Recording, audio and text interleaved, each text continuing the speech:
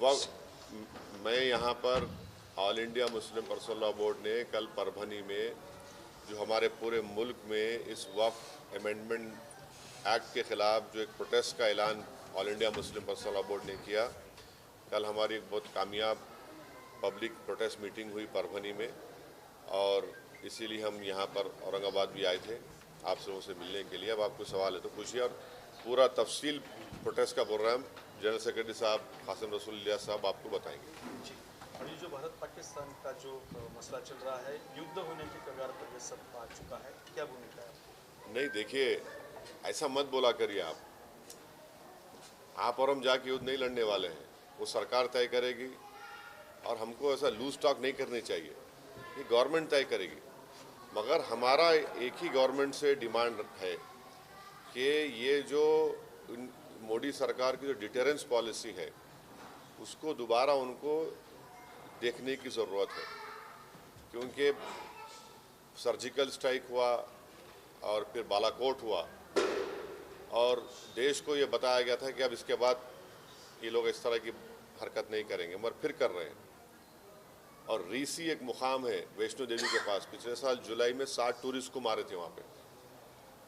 तो ये deterrence policy देखने की ज़रूरत है और ऑल पार्टी मीटिंग में पूरे अपोजिशन ने गवर्नमेंट को कहा कि आप एक्शन लीजिए, जो आप सही समझते हम सपोर्ट करेंगे ताकि मरने वाले परिवारों से इंसाफ हो सके और ये दोबारा ऐसी हरकत नहीं होना।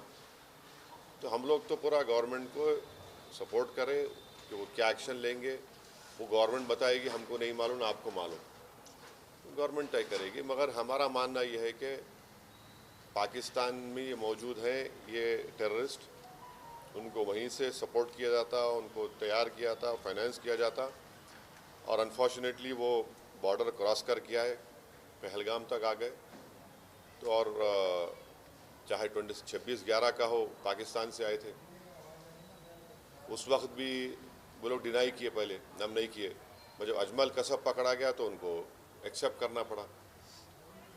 तो अब गवर्नमेंट क्या एक्शन लेगी वो गवर्नमेंट के ऊपर है, गवर्नमेंट वो तय करेगी, हम तो नहीं बोल सकते। मगर इनके खिलाफ तो ये हमारा मानना ये है कि ऐसे टेररिज्म को रोकने की ज़रूरत है और सख्त कार्रवाई करने की ज़रूरत है, क्योंकि कोई भी आपको तो पहले किसी को जान लेने का इख्तियार नहीं है, दूसरा आप हमारे वतन में आकर आप जो इनोसेंट टूरिस्ट हैं उनका समुदाय पूछकर, उनका रिलीजन पूछकर उनको गोली मारना, ये बदतरीन हरकत है ये।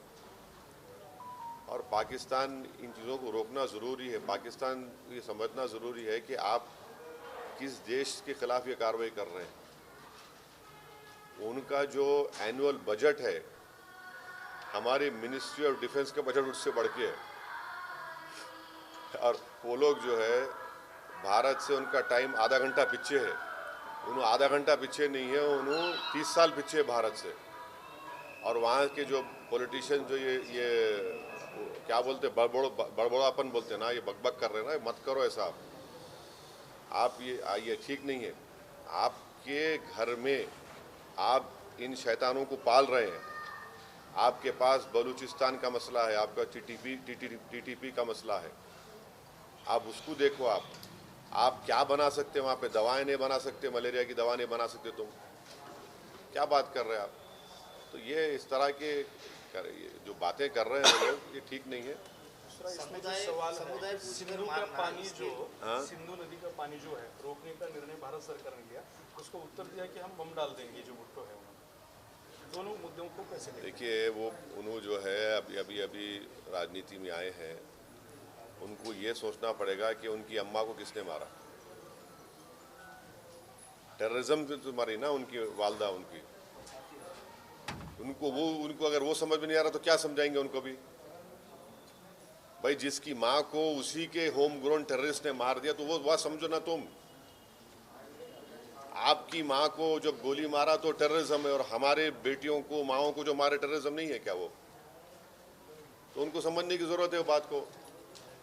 तो जहाँ तक इंडस वाटर ट्रीटी का सवाल है, देखिए, ये वर्ल्ड बैंक ने एग्रीमेंट करा था 1960 में, मगर अब गवर्नमेंट डिसीजन लिया, ठीक है, मगर हम पानी कहाँ रखेंगे? पानी कहाँ रखते भाई? पानी रखने की जगह भी तो ना अपने को। तो हमको वो पानी स्टोरेज की जगह बनाना पड़ेगा, मतलब पानी तो जाना पड़ेगा। तो वो गवर्नमेंट डिसीजन लिया है, ठीक है, हम उस पर गवर्नमेंट का फैसला है, कैबिनेट कमेटी ऑन सिक्योरिटी में गवर्नमेंट डिसीजंस लिए, हम उसको मानते हैं। देश में हिंदू और मुस्लिम में झगड़ा लगाने के लिए समुदाय पूछकर मारा गया, ऐसा लगता है? बिल्कुल बिल्कुल, देखिए वही तो हम कह रहे हैं कि आईएसआई हो या आईसिस हो, आईसिस खुरासान हो, या फिर आपके जो डीप स्टेट है या एस्टेब्लिशमेंट है पाकिस्तान का, वो तो यही चाहते हैं कि इस देश में हमेशा के लिए हिंदू मुसलमानों के झगड़े चलते रहें।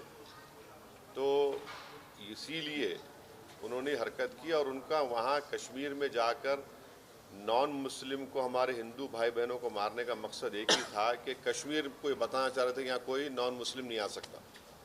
तो उनका मकसद वही है। तो हम पूरे देशवासियों से अपील कर रहे हैं कि आप ऐसे वक्त पे, अपनी पॉलिटिकल डिफरेंसेस होंगे, मगर आप उन लोगों को कामयाब होने मत दीजिए जो इस देश को कमज़ोर करना चाहते हैं, इसकी यूनिटी को कमज़ोर करने करके।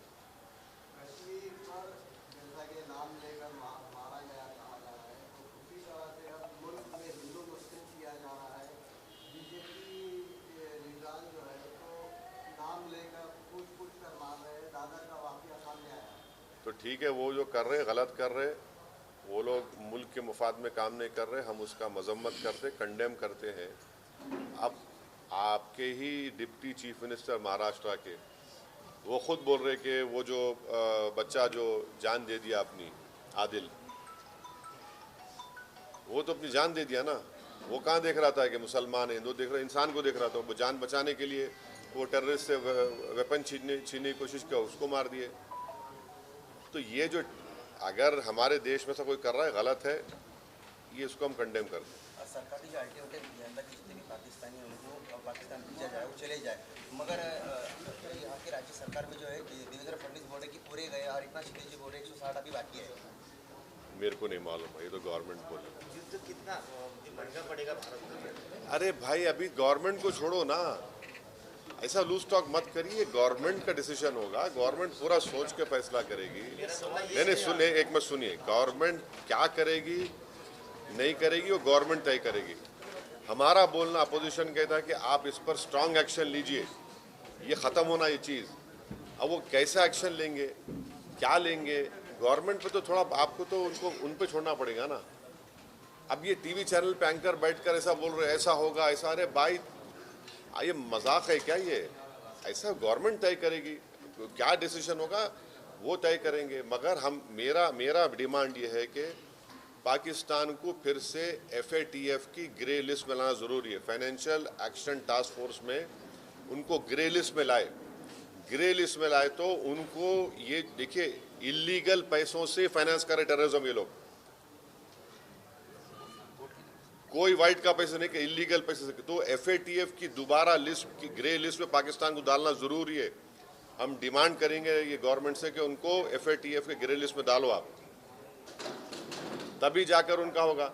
और हम लोग पूरा उन पर साइबर अटैक करना, हमारे पास एथिकल हैकर्स है, हमारे पास नेवल और एयरफोर्स ब्लॉकेट कर सकते, इंटरनेशनल लॉ में कर सकते हम। और अगर कल कोई एक्शन गवर्नमेंट लेगी तो यूनाइटेड नेशन का कानून है आर्टिकल 51, जो सेल्फ डिफेंस में आपको राइट देता, और नॉन स्टेट एक्टर्स के खिलाफ भी आप एक्शन ले सकते। तो ये सब चीज़ें हैं। और भारत के संविधान में आर्टिकल 355 है। 355 के तहत कोई स्टेट में अगर एक्सटर्नल एग्रेशन होता तो सरकार की जिम्मेदारी उसको रोकने की। शहीद अफरीदी ने ऐसा स्टेटमेंट किया है, भारत खुद ही अपने लोगों को मारता है और फिर बाद में हमारे ऊपर नाम लेता है। कौन है जी इन्हें? शहीद अफरीदी कौन है इन्हें? नाटक है क्या ये? छोड़ो ना, तुम क्या जोकरों का नाम ले रहे मेरे सामने, छोड़ो ना इन लोगों को। क्या बार उनको जो प्रोटेस्ट करने जा रहे हैं कैसा है उसका? हाँ, बहुत अच्छा है। कल परभनी में इतना शानदार मीटिंग हुआ, आप नहीं देखे फोटो? जी देखिए ना फिर। तो क्या आइडिया है, अमल है अभी आगे? अब वो सब हमारे सदर साहब आए हुए हैं, आपको तफसील सुनाएंगे। मगर हमारा देखिए, आपको हम समझा रहे, पंदरपुर की मंदिर है, पंदरपुर की मंदिर में ट्रस्टी कौन हो सकता बोलो आप? हिंदू हो सकता ना, नॉन हिंदू नहीं हो सकता ना।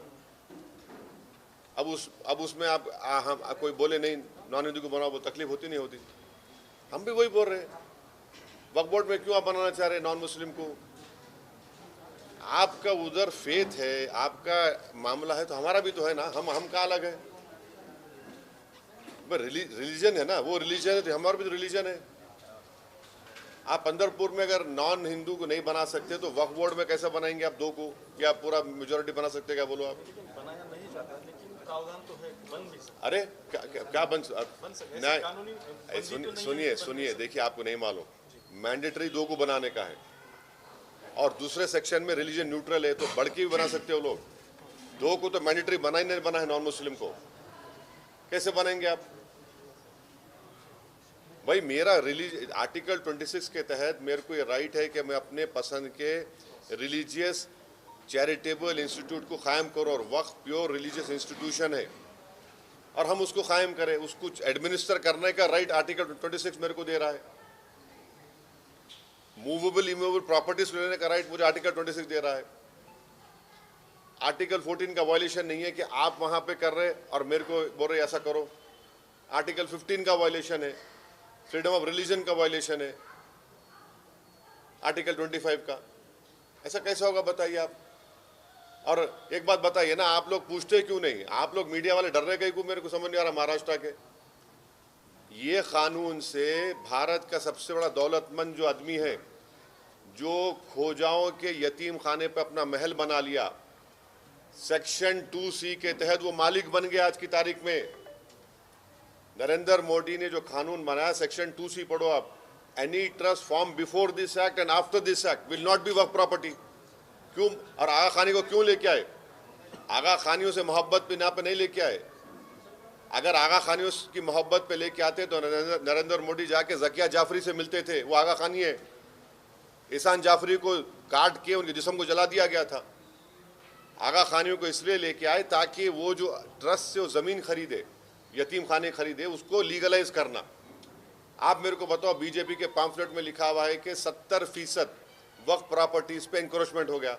अगर 70% है तो आप लिमिटेशन एक्ट अप्लाई करके उनको ओनर क्यों बना रहे? आप ओनर बना रहे ना उनको। आप देखो उनका पैम्फलेट पढ़े आप लोग, एक 4 पेज का, एक 15 पेज का बुकलेट, बकवास लिखे रहे उसमें, खुद अपने आप को वो कर रहे, कॉन्ट्रडिक्ट कर रहे। लिमिटेशन एक्ट का मतलब क्या है? 12 साल जो वहाँ पे बैठा हुआ है इंक्रोचमेंट करके, उसको आप मालिक बना दिए। आज मालिक बन गया वो। इवैक्यू वक्फ प्रॉपर्टीज है, इवैक्यू वक्फ प्रॉपर्टीज को आप निकाल के गवर्नमेंट कस्टडी में दे दिए, तो वक्फ बोर्ड का नुकसान हो गया ना। आप बोल रहे कि वक्फ औलाद में बच्चों का शेयर मार के नहीं देना। क्या आज हमारे भारत में हिंदू धर्म में अगर सेल्फ एक्वायर्ड प्रॉपर्टी होती है तो आप किसी को भी अपने, अगर आपके 2 बच्चे हैं तो आप किसी एक को पूरा दे सकते या महल्ले में किसी को दे सकते, मगर इस्लाम में हम 1/3 से बढ़ के नहीं दे सकते अपने बच्चों में से किसी को भी। विल पावर आपको है, और हम अगर मैं अल्लाह के नाम पे दे रहा हूँ। अब मिसाल के तौर पर अगर कोई हिंदू अपना पूरी प्रॉपर्टी दान दे रहा तो उसमें पूछते क्या तू बच्ची का हक मार के दे रहा है? उन्हें बोला नहीं भाई, भगवान को दे रहा हूँ, अल्लाह को दे रहा हूँ, मैं मेरी प्रॉपर्टी है। संविधान में आर्टिकल 300A है, प्रॉपर्टी आपका है, मैं कुछ भी कर सकता हूँ मेरे प्रॉपर्टी। आप बोल रहे नहीं, वो ऐसा नहीं कर सकते आप। तो ये इसमें ऐसे प्रोविजंस है इतने। अच्छा, हम ये जो चला रहे ना प्रोपेगेंडा, बीजेपी हमको बताओ एक सेक्शन बताओ उसमें जो प्रॉपर्टी तुम लैंड ग्रैबर से निकाल के लाके देंगे। तुम एक सेक्शन बताओ जो यहाँ से इनकम में इजाफा होगा, बताओ ना। 45 अमेंडमेंट्स है, कौन सा उसमें है बताओ जो मुसलमानों के मफाद में? आप तो लूटने के लिए लेकर आ रहे। सेक्शन 3D आप बना दिए, उसमें 3D का बोल रहे, क्या बोल रहे, जो आर्कियोलॉजिकल एंशिएंट प्रोटेक्टेड मॉन्यूमेंट है वो वक्फ नहीं रहेगा। क्या मतलब भाई? आपको मालूम औरंगाबाद आपके शहर में यहाँ पर अपने क्या नाम था जो वहाँ से अफ्रीका से आए थे उस बादशाह का, मलिक अंबर का वो नहीं है, वक्फ नहीं रहा वो। हाँ नहीं रही, वक्फ नहीं रहा वो। कैसा होता बोलो? वो सेक्शन 3D में आप बोल दिए मलिक अंबर की खबर आप वक्फ नहीं है, कैसा बोलेंगे भाई? कई शियाओं के इमाम बड़े हैं, 200 साल पुराने हैं, एंशंट है, तो आप बोल रहे नहीं वक्फ की नहीं रहती। कैसा होगा ये? अब आपका पंचक्की है, आप पंचक्की बोलेंगे नहीं है, दरगाह नहीं है, वो वक्फ नहीं है क्योंकि ASI का मॉन्यूमेंट है वहाँ पे। कि आप तो छीन रहे हैं ना हमारे से। बचा रहे कहाँ कौन सा सेक्शन है बताओ आप बोल रहे हैं कि 6 महीने के अंदर पूरा पोर्टल पे चढ़ाओ। कैसे चढ़ा 6 महीने में बोलो आप? जो नहीं चढ़ाए वो वक्फ नहीं रहेगा। एक दूसरा मसला है ERT के अंदर से जो 7वीं की कक्षा अभी बस अब वो बस मैं महत्व का है पुस्तक में से बुक में से मुगल के जितने संदर्भ थे सब काट दिए गए। ठीक है, देखिए अरे आप पर्सनल बोर्ड के साथ मेरा हो गया। आप तमाम से गुजारिश है थोड़ा सा सब्र रखें, साहब को जाना है। बैठिए मौलाना, शुरू होने दीजिए। अच्छा हटो देखिए बैठिए मौलाना, बैठिए।